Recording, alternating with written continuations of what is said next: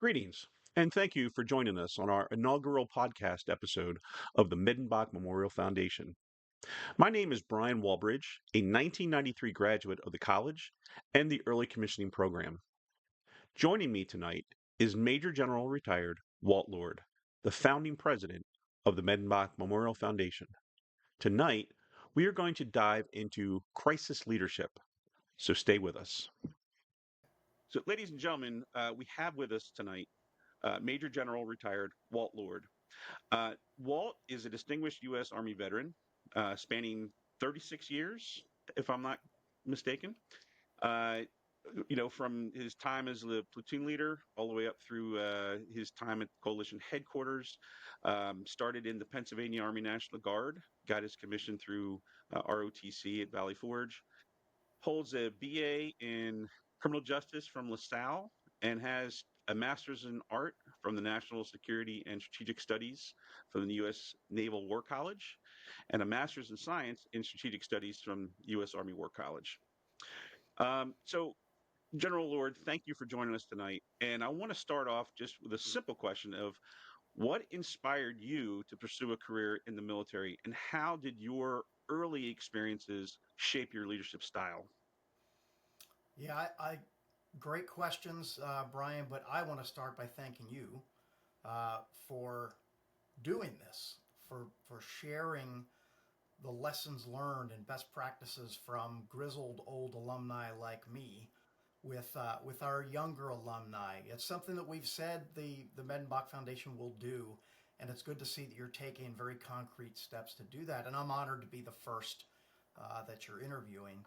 I will tell you, I often get asked, when did you know you wanted to join the military? What made you want to join the military? And frankly, I don't remember a time when I didn't want to join the military. From my earliest memories, I just knew that I was going to serve. And I don't know if that was a product of my always feeling comfortable in climates where there's discipline and order. I grew up in South Philly, but I went to Catholic schools my whole life, and there was obviously discipline and order there. And I was, while a bit rebellious, I was pretty comfortable with it. Um, and I always had just this sort of uh, patriotism woven into me from a very pro-military neighborhood. Um, and I'll tell you what shaped me early on really was less about actions and experiences, and it was more about mentorship.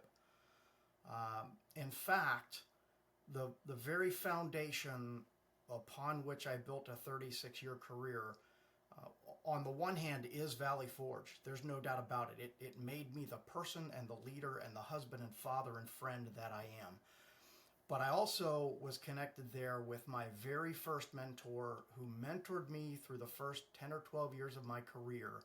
And this is a name that's going to be familiar to many of our alumni, and that's Brooks Brees. Um, Major Brees was in my very first National Guard unit. He brought me under his wing first as a cadet and then as a second lieutenant. Um, he went off after a couple of years of my serving in that guard unit with him in Philly to go into the active guard and reserve program on active duty, teaching ROTC at Lehigh University in northeastern Pennsylvania. And I actually followed that path.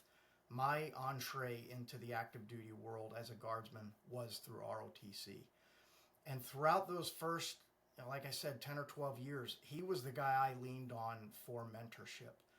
Um, and one of the things that I still share about him up till now, I did it last week with our senior class of ROTC cadets here at Austin Peay State University when I had a chance to talk leadership with them. When Brooks Brees was your mentor, there was no question in your mind that your career was more important to him than his own. And that, I think, is the mark of a true mentor.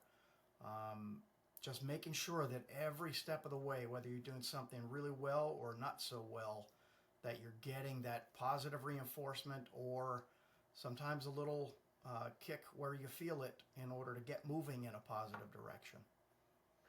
And Valley Forge was really good at doing that. I mean, my own experiences with Colonel James, who to this day is still a father figure for me and for many. In fact, we have our little Facebook group where we keep in touch, and it spans such a wide timeline of people. And having those alumni gatherings certainly helps reinforce those relationships as well. When we talk about, and you mentioned, the youth, um, you mentioned in an article that you wrote last summer that bold leadership only works in organizations which senior leaders cultivate it by urging junior leaders to use their initiative and make decisions in the absence of detailed guidance.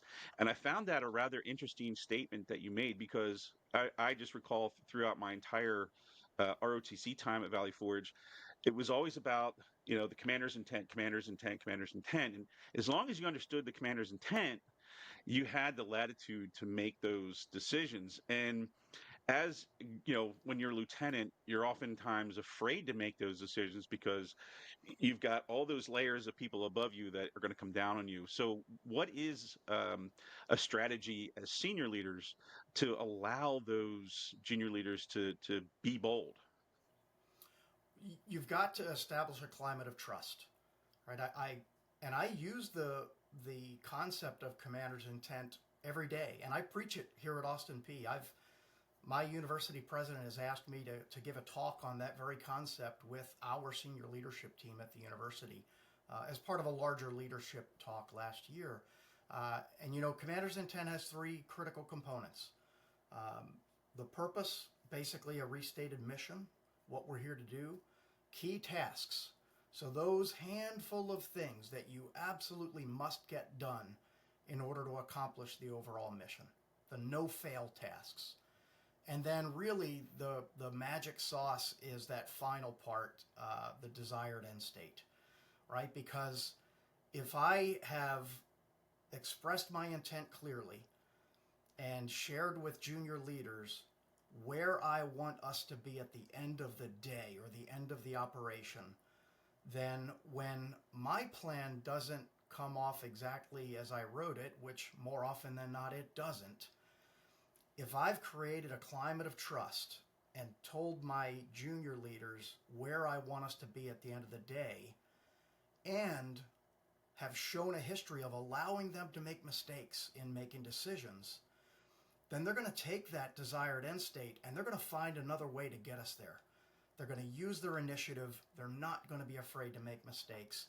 And more often than not, those junior leaders will actually find a better way to get us to that desired end state than the one I described. I used to tell people all the time, both in the military as well as in my civilian career, don't be afraid to make mistakes. Make them loud, make them proud, own up to them, right? Don't hide from it. It's better to get it out in the open first than to try to hide and make matters worse. Absolutely, Brian. And you hit on a key point there. When you make a mistake, own it. Right? Immediately tell your commander, your boss, your leader, whatever sector of society you're in. Tell them that you've made a mistake. Tell them what you're doing to correct it, and let them know that you'll be back if you need their help in correcting it. Learn from it. Don't repeat it. Strive hard not to repeat that mistake. Don't cover it up. Don't try to blame somebody else or make it someone else's problem. Um, but when you are learning from your mistake, that's critical. Good leaders learn from their mistakes. Great leaders help others learn from their mistakes. So I told those cadets who are about 2 weeks from commissioning as second lieutenants, when you make mistakes as lieutenants, and you will, because let's face it, that's what lieutenants do. We want you to do that because we want you to learn from them. When later you're captains and you've got a handful of platoon leaders that you're mentoring, share those dumb mistakes you made with them to help them learn from your mistakes.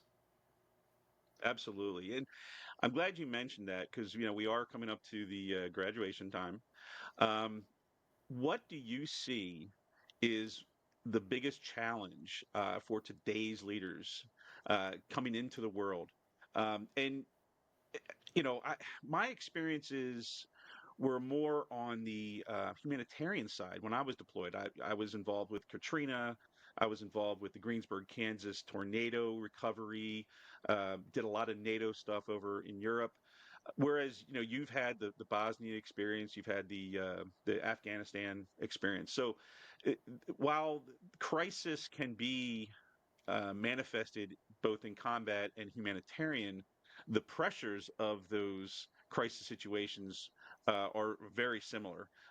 There's still lives at stake in many cases. So, coming into the world, what is that challenge that these young officers are going to face in the coming years? I would say, Brian, that it's remaining calm in an environment where we've got instantaneous information sharing, and with it, judgment, right? So even if it's not the formal media, the news media watching everything you're doing as a leader, especially in the military, especially when you're deployed, every one of your soldiers, sailors, airmen, Marines, Coast Guardsmen, they all have a phone, and they're all media because they're out there on social media all the time reporting immediately on everything they're doing in their lives, right down to what they're having for lunch. So things tend to seem to move a lot more quickly in the decision making space than they have to as a leader. As a young leader, you should never allow that seeming need to make an instant decision because of instantaneous information sharing to rattle you, to take you off your game. Because you've got to remain calm in crisis. Because the opposite of remaining calm is contagious. And if you as a leader aren't calm, your people aren't going to be calm. And a lack of calm leads to poor decision making and bad judgment. So I would say that the biggest challenge in crisis for junior leaders is having the ability to step back and take a breath and think and gather trusted advisors around to think through a problem before trying to solve it immediately because all the cameras and iPhones are watching you. That's a great point. And that kind of lends itself into the next question. If you could go back to your younger self, what would be one bit of advice that you would give yourself? Frankly, it would be one of the things we've already covered, and that is to lead boldly, to not be afraid to make decisions. Um, Knowing that when you do make those decisions, again, you've got to have a trusted band of people around you to help you through it. And I'll share with you, I had my first crisis as a brand new second lieutenant, literally just a few months after coming out of Valley Forge. And because Valley Forge is a 2-year school, and I went to first grade a little bit younger than most, when I came out, I was a 19-year-old second lieutenant. Um, I was the officer in charge of my very first range at Fort Indian Town Gap. It was a pistol range. So this would have been the fall of 1984. And at that point, the Army, the U.S. Army, was facing a worldwide shortage of 45 caliber ammunition. And that was the sidearm we were all carrying at the time. It was before the 9 millimeter. Yeah, the Um, 1911s, right? yes, yep.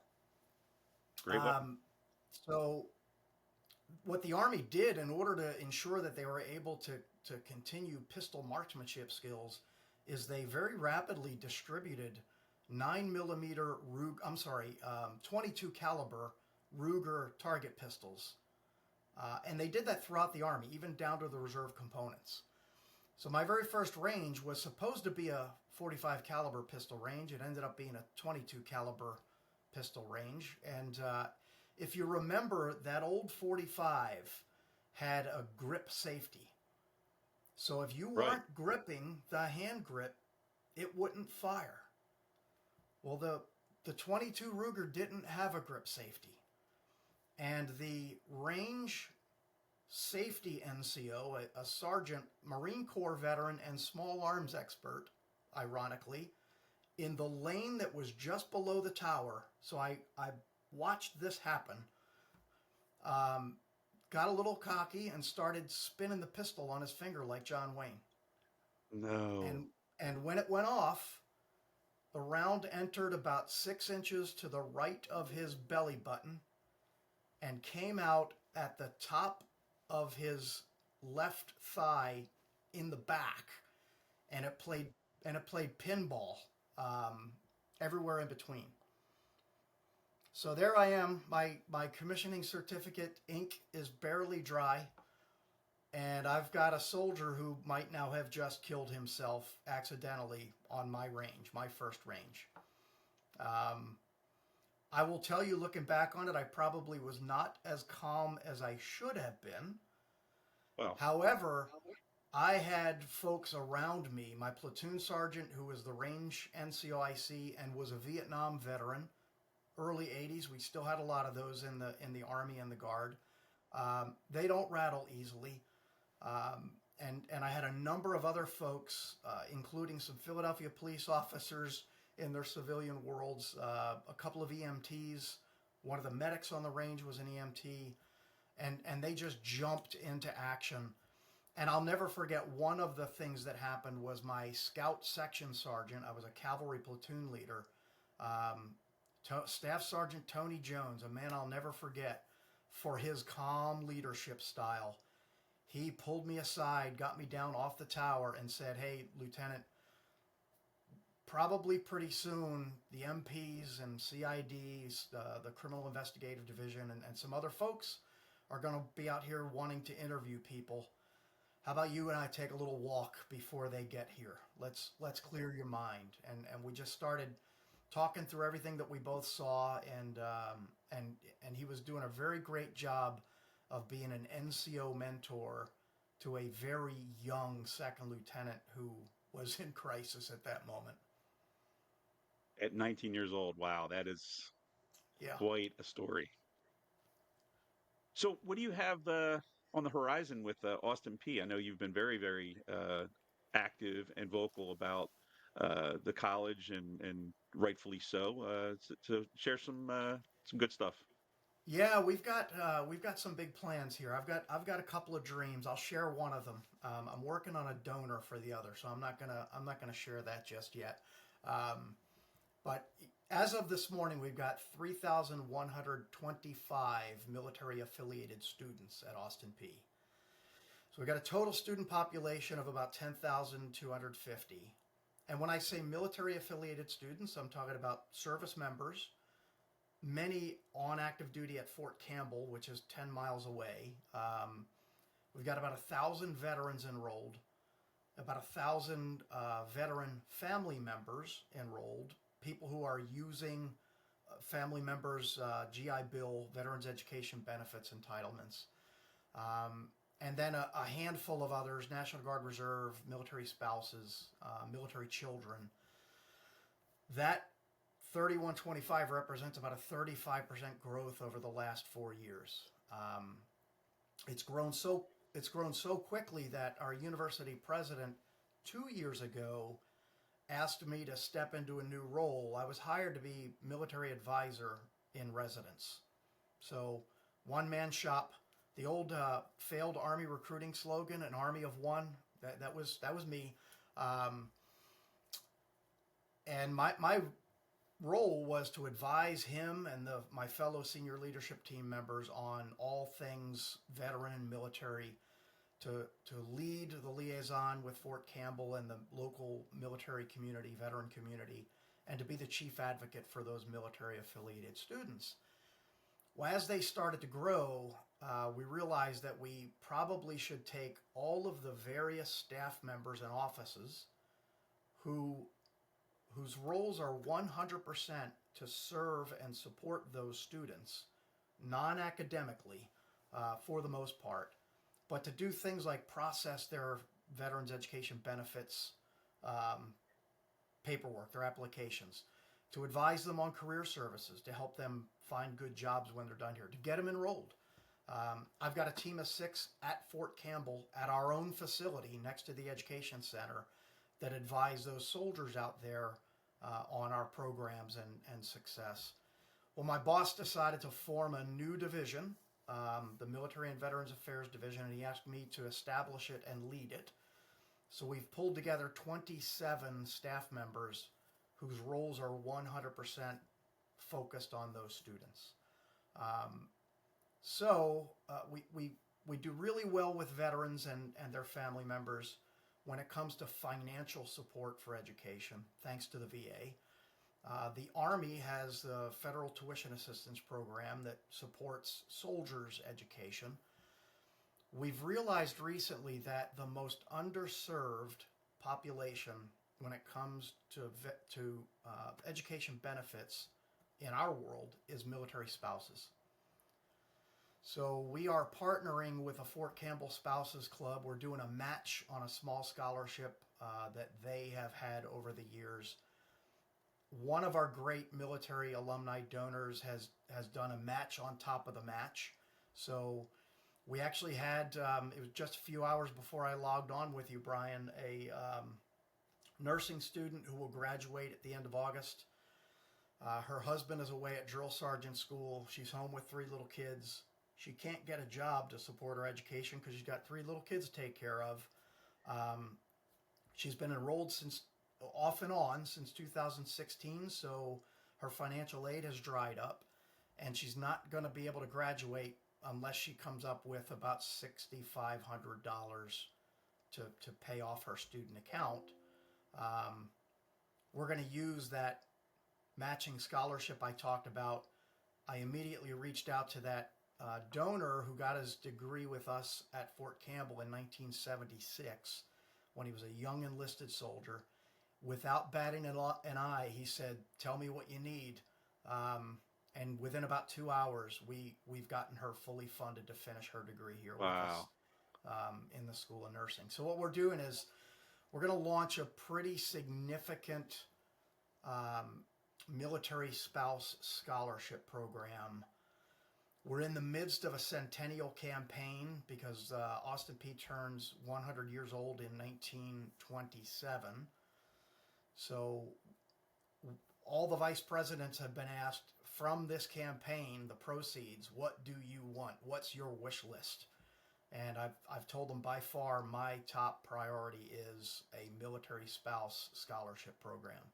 Um, because we can do a lot better job. Even though we do everything we can to support them, we can still do better.